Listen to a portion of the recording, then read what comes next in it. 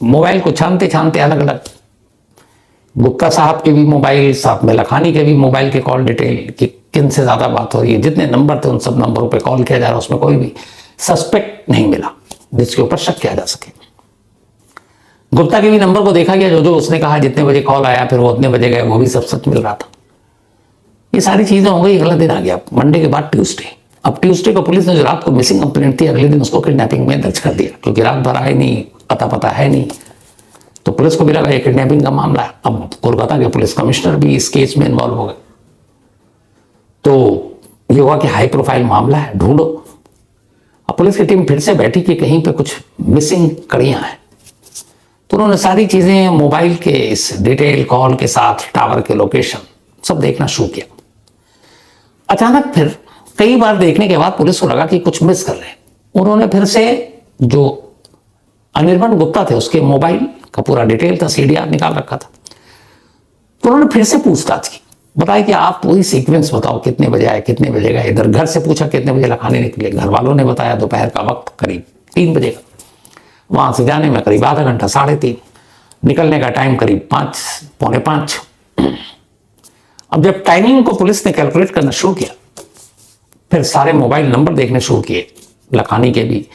लखानी का mobile number आखिरी बार जो टावर को पकड़ा है वो सोवा बाजार का है और वो करीब है 6:30 के आसपास, निकले पौने 5 बजे है। तो फिर ये 1-1.5 घंटे का जो मिसिंग लिंक है ये क्या है। अब उस मिसिंग लिंक को कि उस दौरान में क्या हुआ, पुलिस ने जीरो इन किया अब 2 ही फोन पे, एक जो लखानी बिजनेसमैन और दूसरा जिनके घर वो आखिरी मतलब विटनेस में ही था, गुप्ता।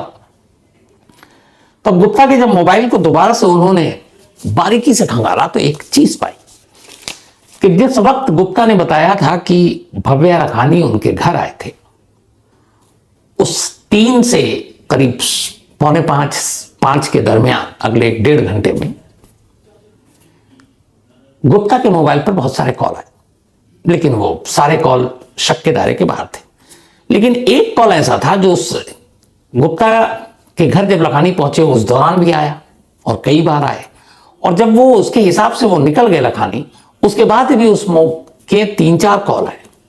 तो एक नंबर ऐसा था जो इन 2-3 घंटों के अंदर जिससे सबसे ज्यादा कॉल आए। पुलिस को लगा कि एक इंपॉर्टेंट मीटिंग चल रही है कंपनी की एक बिजनेसमैन के साथ, और उस दौरान भी ये लगातार एक शख्स इतनी बार एक नंबर पे फोन पे बात कर रहा है, ये कौन इतना इंपॉर्टेंट बंदा है, कौन वीवीआईपी हो सकता है। अब पुलिस ने उस नंबर को, जिस नंबर पे लगातार 6-7 बार गुप्ता ने बात की, उस नंबर की डिटेल निकाली। जब डिटेल निकाली तो पता चला कि यह नंबर सुमन दास नाम के एक शख्स का है। अब सुमन दास का नंबर आ गया था। अब सुमन दास के सीडीआर को निकाला मोबाइल कंपनी के थ्रू कि भैया इसका लोकेशन देखो, तो पता चला कि इसका लोकेशन उस दौरान जब ये सारे फोन हो रहे थे तो उसी कोलकाता के सोवा बाजार में ये टावर में दिखा रहा था, जिस टावर के करीब लखानी का आखिरी लोकेशन दिखा रहा था। यानी एक कनेक्शन जाकर जोड़ा है कि एक शख्स, एक बिजनेसमैन अपने पार्टनर के घर जाकर मीटिंग कर रहा है, उसी मीटिंग के दौरान 1.5 घंटों के अंदर 7-8 कॉल आते हैं, सुमन दास नाम का वो शख्स है जिसके मोबाइल पर, और उसके बाद जो अगले 1-1.5 घंटे में आखिरी लोकेशन दिखाता है लखानी का, वो कोलकाता का सोवा बाजार, और जो शख्स 6-7-8 बार बात कर रहा है सुमन दास, उसका भी लास्ट लोकेशन भाई सोवा बाजार। तो ये कनेक्शन क्या है। अब पुलिस को डाउट हुआ, पुलिस ने सुमन दास को उठाया। उठाने के बाद उससे पूछताछ की। उसने कहा मैं सोवा बाजार में था और मैं जानता हूं गुप्ता को बहुत पहले से, हम दोस्त हैं। तो फिर सारे उसके बारे में अब मुखबिरों के जरिए पता किया, पता इन दोनों का रिश्ता, तो पता चला हाँ ये सही कह रहा। पता चला सुमन दास का कोई क्रिमिनल बैकग्राउंड, पता चला बिल्कुल नहीं, वो बिल्कुल पाक साफ है। अब पुलिस को लगा कि शायद ये एक इत्तेफाक है कि जब आखिरी लोकेशन लखानी का सोवा बाजार में था तो उस वक्त सुमन दास भी वहीं था। पुलिस को लगा कि हाथ खाली है। पुलिस ने फिर अलग तरीके से तफ्तीश करने का फैसला किया और कुछ और चीजें ढूंढने लगा कि कोई मिसिंग सुराग है, लेकिन कहीं पे भी कोई सुराग और कुछ मिल नहीं रहा। पुलिस को लगा कि फिर गड़बड़ है, सुमन दास पे ही जीरो इन करो। अब सुमन दास से फिर से पूछताछ की गई, थोड़ी सख्ती भी की गई, लेकिन क्या मजाल, उसने बताया भाई कि मैं दोस्त हूं, उस दिन मुझे काम था। उसने 1-2 जो बताया सोवा बाजार का, वो पुलिस ने जाके चेक किया, वो सही कह रहा था, लेकिन और कहीं कोई कड़ी जुड़ नहीं रही थी। अब पुलिस ने हिम्मत करके सीधे कहा कि अब एक काम करते हैं। उसने अनिर्बन गुप्ता को उठाया, जिसके खिलाफ कोई सबूत नहीं, और जो आखिरी विटनेस है, जिसने आखिरी बार लखानी को जिंदा देखा है, जिसके घर में ये मीटिंग थी। तो जब उसको उठाया तो उसको बुलाया गया और पूछताछ हुई। उसने वही अपना बयान दिया कि वो आए थे, मिले, उसके बाद चले गए, और फिर मुझे कोई जानकारी नहीं। और वो सारे बयान की वेरीफाई किया गया था, सच था। पर फिर पुलिस ने अपनी चाल चली। सुमन दास और जो अनिर्बन गुप्ता है, इन दोनों को आमने सामने बिठा दिया, और बिठाने के बाद अब पुलिस की अलग अलग टीम एक साथ सवाल पे सवाल दाग रही। उस 1.5 से 3 घंटे की मुलाकात से जुड़े हुए सारे सवाल, उस लास्ट टावर से जुड़े हुए सवाल कि इत्तेफाक था या क्या काम था, ये लगातार एक ही शख्स क्यों फोन कर रहा था, उस वक्त ये फोन क्यों कर रहा था। तो जब इसी को घुमा फिरा कर दोनों को फेस टू फेस बैठाया गया तो दोनों के बयान उस 3 घंटे को लेकर अलग अलग थे। अब दोनों घबराने लगे, हकलाने लगे कि सवाल चल रहा है। अब अलग अलग पूछा जाता तो या फिर दोनों मिल के बता देते कोई कहानी, लेकिन यहां आमने सामने बात हो रही है। एक का सवाल वो गलत दे रहा है, एक वो जवाब गलत दे रहा है। पुलिस को लग गया कि मामला गड़बड़। अब फिर पुलिस अपने ऊपर आ गई। जब अपने ऊपर आई तो आखिरकार दोनों टूट गए। पहले सुमन, क्योंकि कमजोर कड़ी वो था, और उसके बाद जब सुमन ने बोलना शुरू किया और उसकी कहानी फिर अनिर्बन गुप्ता को सुनाई गई, तो फिर वो भी कहानी बोल पड़ा। जब दोनों ने कहानी सुना दी तो फिर गुप्ता ने कहा, चलिए मेरे साथ आपको लखानी से मिलाता हूं। पुलिस की अब एक टीम गुप्ता और सुमन दास को लेकर गुप्ता के घर पहुंचती है। 24 नॉर्थ परगना, कोलकाता से करीब 25 किलोमीटर दूर, और वहां ले जाकर वो अपने घर के छत पर पुलिस वालों को ले जाता है। अब जब वो घर के छत पर पुलिस पहुंचती है तो देखती है कि यहां तो कोई है नहीं। घर की छत पर एक पानी की टंकी थी बनी हुई, पुराने दौर की इमारत थी ये घर। उस पानी की टंकी के बराबर में एक पुलिस को देखा कि नया नया फर्श पर, छत पर कुछ काम हुआ है, और वहां ईंटें लगी गई, ईंटों के ऊपर सीमेंट लगाया गया। उसने उसकी तरफ देखकर इशारा किया। पुलिस को पहले कुछ समझ में नहीं आया, लेकिन जब इशारा हुआ उसके बाद बुलाया गया मजदूरों को। सीमेंट को हथौड़े से तोड़कर ईंटें हटाई गई तो अंदर एक बोरी थी। जब उस बोरी को बाहर निकाला गया तो उसमें से बदबू आ रही थी। बोरी को खोला गया तो भव्य लखानी की लाश उस बोरी में कैद थी,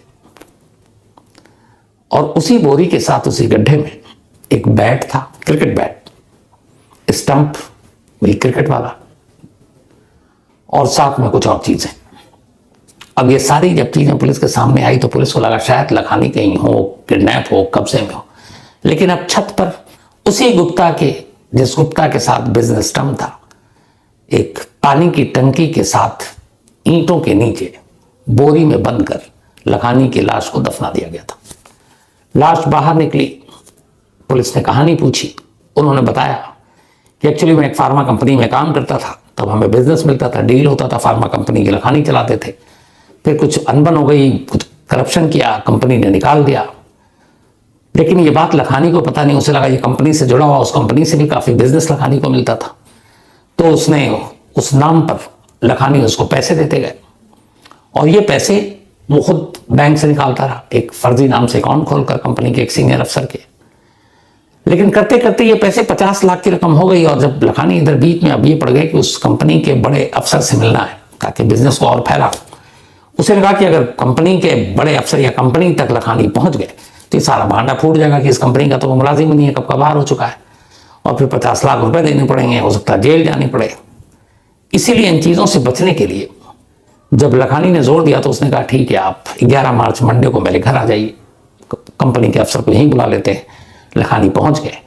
उसके बाद इसने सुमन दास को फोन करके बुला लिया, और बुलाने के बाद इन दोनों ने लखानी को बैट से सर पर मारा, फिर विकेट से मारा, और जब लखानी की मौत हो गई तो उसकी लाश एक बोरी में रखी। छत पर इन्होंने गड्ढा खोदा, चूंकि ईंटें निकली हुई थी ऑलरेडी, फिर उस बोरी को उसके अंदर डाली और उसके ऊपर सीमेंट लगा दिया, ईंटें रख दी, और फिर सुमन दास को लखानी का मोबाइल दिया और कहा कि तुम यहां से कलकत्ता के सोआ बाजार की तरफ चले जाओ, ताकि पुलिस को उलझा सकें कि आखिरी बार लखानी कहाँ थे, तो आखिरी लोकेशन मेरे घर का ना निकले बल्कि इस घर से 25-30 किलोमीटर दूर कहीं और का निकले। तो सुमन दास उस फोन को लेके सोआ बाजार में घूमता रहा और इसी घूमने फिरने के दौरान, अब चूंकि इधर घर में मर्डर किया था, चोर के उसमें तो एक डर तो होता है कातिल को कि भैया हमने क्या किया, पकड़ा ना जाऊं। तो इस डर से कि वो सब ठीक है, मोबाइल तुमने फेंक दिया, ये लगातार गुप्ता ने फोन किया सुमन को। उधर सुमन दास भी कि अब मैं निकल लूं, मोबाइल यहां फेंक दिया है, मैं आ जाऊं। इस चक्कर में 7-8 कॉल कर लिया। तो आइडिया तो उनका ठीक था कि मोबाइल का लोकेशन कहीं और देख, लेकिन दिल में चोर था, तो उस चोर की वजह से उन्होंने उसी वक्त इतने सारे कॉल कर दिए जो पुलिस को पहला लीड दी गई। वो लीड इसलिए दी गई कि किसी भी एक इंपॉर्टेंट मीटिंग के दौरान आमतौर पर, इवन हम लोगों के यहाँ भी उस वक्त फोन साइलेंस पे होता है या फिर बातचीत नहीं होती, कि मीटिंग जरूरी होती है, लेकिन ऐसी इंपॉर्टेंट मीटिंग के दौरान में कोई शख्स 8, 9, 7 बार फोन कर रहा है तो फिर क्या मसला है। और इसी एक्सेस कॉल ने, यानी 6, 7, 8 कॉल उस 1.5 घंटे के दौरान जो हुए, पुलिस को यह क्लू दिया और फिर इसी क्लू के सहारे इस कत्ल का खुलासा हुआ। लाश मिली, पूरे इलाके में एक तरह से कोहराम मच गया था। एक बड़े बिजनेसमैन का कत्ल हुआ था, यहां तक कि खुद पश्चिम बंगाल की मुख्यमंत्री ममता बनर्जी इस कत्ल के खुलासे के बाद लखानी के परिवार से मिलने उनके घर गई और वादा किया कि जो भी इसमें कल्प्रिट हैं ये दोनों, इनको कड़ी से कड़ी सजा दिलाएंगी। तो लालच, कत्ल, होशियारी, पुलिस से बचने के लिए तमाम तिकड़म भिड़ाना, मोबाइल का लोकेशन कहीं और दिखाकर पुलिस को भटकाने की भी कोशिश करना, बट आखिर में ये सब काम नहीं आया और कातिल और उसका साथी पकड़ा गया। तो ये थी आज की कहानी।